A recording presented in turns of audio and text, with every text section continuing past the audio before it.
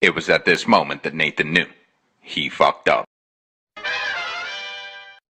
Surprise, motherfucker!